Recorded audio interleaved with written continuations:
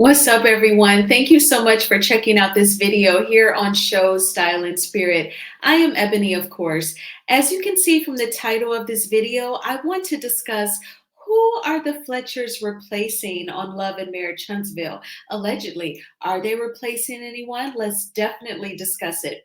Now, before we get into these details, I ask that you please hit the like button on this video. You hear us content creators ask you to do that all the time. Even the dislike button, it does the same exact thing that the like button does.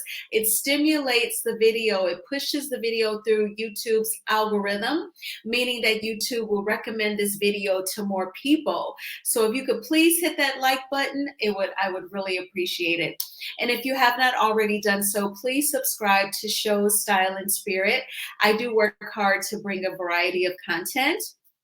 Earlier this week, I reviewed Married to Medicine. That show is back. I will be making videos for Bell Collective and Potomac, the Real Housewives of Potomac. I also bring some celebrity gossip, celebrity news, like Keke Palmer's restraining order, that story. So definitely check me out. I would love to have you. All right, so I want you all to know that I will be playing a clip that's on Carlos King's Instagram page. It is very interesting because, people have been saying that as of late, Carlos has been very quiet when it comes to Love and Marriage Huntsville specifically. What I personally find interesting is that when he interviews people on his YouTube channel now, people who are not on Love and Marriage Huntsville, he's actually bringing them into his studio, which I don't know if the studio is at his home or if he's actually renting out a studio, but in any event, he has a space prepared to interview people face to face, in person. They are not virtual Zoom interviews like he did with the cast during the first half of season 6 of Love and Marriage Huntsville. I feel like at minimum, he could definitely interview with Melody Cherie face to face, and then everyone else could be virtual. I would totally understand that. But he even interviewed Melody virtually. So hopefully for season 7 going forward, he will treat his interviews with the cast of Love and Marriage Huntsville at the same level that he does his other interviews. We have to see. But I will be playing this clip. I do want to read the caption to you all. I will do that after the clip plays because, on Instagram, as soon as you click on it, it's going to get started. And of course, the Copyright Act of 1976 says that my fair use commentary of this clip is allowed. So I'm going to play the clip and then we will talk about it. And I'm going to read Carlos King's caption. So let me mute my mic. I don't want you all to experience an echo. All right.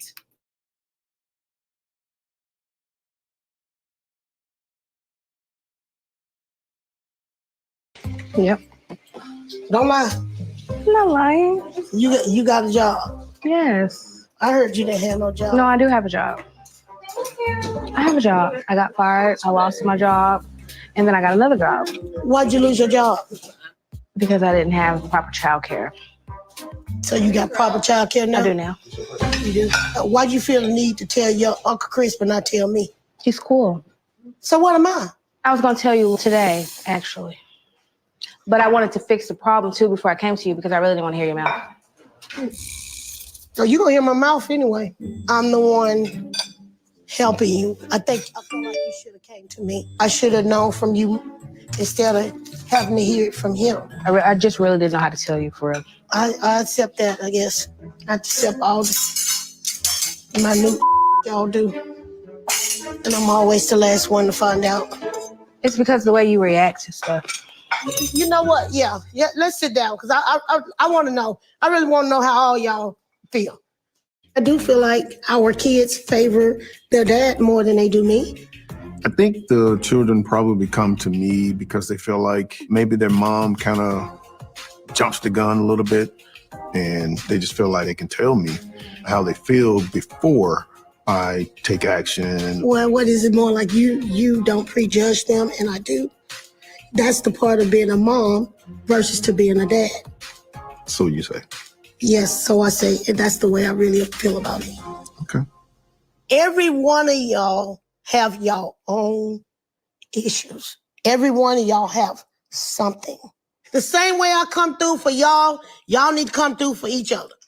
Period. I done cooked this damn food for y'all. Let's air it out. What I want to hear about is your job. Is you gonna keep that? First of all, you sit here trying to act like I don't hold a job. Like I can't hold a job. You can be a bit dramatic sometimes. You to go 0 to 100. You'll be damn dramatic too if you in overload of always having to do every damn thing. But then y'all run to your dad or daddy, uncle, what you call him? Uncle Daddy. Uncle Daddy. I don't really talk to anybody, so. I'm gonna say half of the time I don't come to dad for everything, like feelings wise and nothing like that. I ain't just personally come to him and try to ignore you. If that's what you think. You don't call me. It just sound like that. You used to call me like every other day. True. And you're not doing that no more because of the dog. Took my dog. Took. Saved. Wrong word. Wait, y'all keep saying saved. Thank you. But because I wasn't there, I got locked up.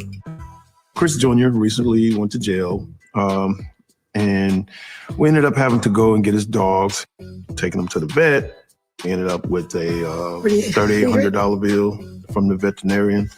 And then, of course, you know, that's our child. And we ended up having to bail him out. And there was another $6,000 to bail him out. At this point, he owes us a lot of money. And he's not going to be getting those dogs back until he pays that money. I want my dogs back. You got locked up. Then you didn't even pay me for that. Then you tell me you want your damn dogs back. Why would I pay you back if you're going to keep the dogs? You don't deserve the dogs Well, I back. didn't pay back because I feel like that's a trade for a trade. Damn it, $6,000 a trade for the dog? Dog, $3,500. I paid $3,800 for his medicine, and then $6,000. You did that off a choice. I didn't do that. That ain't no damn trade for no trade. If you gonna keep the dogs, why would I pay you back? Lexi, shut the hell up. Oh my Why you feel like that's a trade for a trade? Vicky. Yep.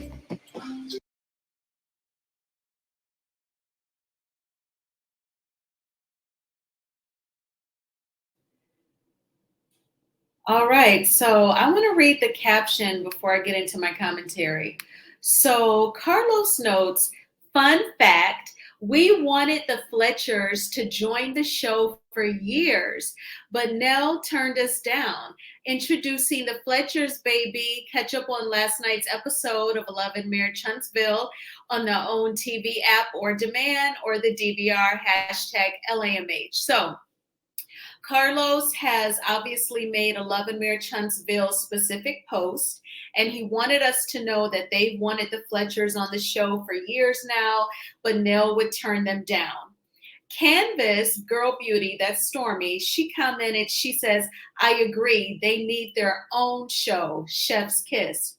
And Destiny even commented and said, love them. So Stormy, I don't think that Carlos was saying like they would get a spinoff called Meet the Fletchers or introducing the Fletchers, like he said in his caption. I think he just means Meet the Fletchers, introducing them. And he let us know that he wanted the Fletchers on the show. I wonder if Stormy's comment is coming from a place of fear of being replaced, because they clearly present reality.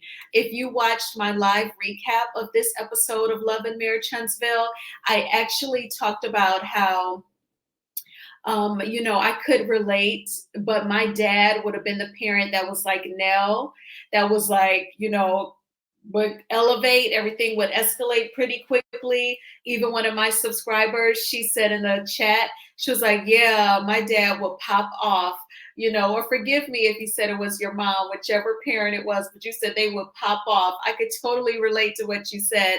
So this scene, I was like, yeah. And then like being a part of a large family and someone poses a question that you kind of feel like is private in front of everyone. I feel like that is reality for some families. So the Fletchers, they definitely have what it takes for reality TV. We can see so much more from them just from this scene. So I guess why Carlos definitely posted that.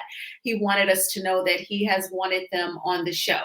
Now, as far as the Fletchers go, I definitely feel like, you know, out of the two, Chris is definitely the one that's more approachable.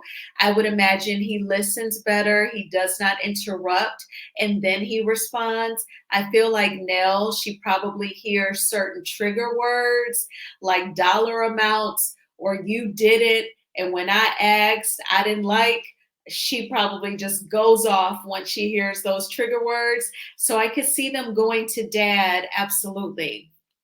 And as far as the son goes, you know, Chris Fletcher, Chris Jr., you know, one of my subscribers, shout out to Melanated Energy, she said, ain't no way I would leave my child in jail unless they did something really, really, really bad. You know, but that's a huge bill, $3,800 from the vet plus $6,000 to get him out of jail. You all let me know how you would have handled that. I don't have any kids. I just know that I would have gotten yelled at if I got into that type of trouble. And I would be so upset if my kid cost me $9,800 due to them getting arrested and going to jail. But who do you all think they would replace? Ideally, it would be a dream if the Fletchers replaced all of the Scotts, right? But thinking in realistic terms, because Carlos, he definitely looks out for the Scott family. I feel like the Fletchers realistically will replace Tiffany and Lou. That's what I think. Or even if Tiffany and Lou continue to be on the show, they will be friends of the show. They would get demoted and the Fletchers would replace them 100%. But who do I think they should replace? At minimum, Kimmy and Maurice, or both Kimmy and Maurice and Letitia and Marceau. But you know, I feel like Letitia and Marceau, they're going to milk this whole shower thing from Kiki. They're going to milk it as much as they can. And they're going to say, well, if you bring Kiki back, Wanda gets to come back and we got to get paid more because, you know, Kiki gave Tisha a bath on national TV. But I could totally see Tiffany and Lou at minimum at least getting demoted and being replaced with the Fletchers. And all this time, Tiffany thought that she could just talk about her being better than Kiki, when all the while she didn't think about the Fletchers definitely outshining the Whitlows. But you all let me know in the comments, what do you all think this means? You know, Carlos obviously likes what he sees from the Fletcher family, not just from Chris and Nell, but their overall kids, the dynamics. I know they're going to be back for season 7. I'm convinced they'll be full-time cast members. But what do you all think? Please hit the like button on this video. I would greatly appreciate it. And please subscribe to Show Style and Spirit. I hope that you all have a fantastic day. I will talk with you soon and be safe. Bye.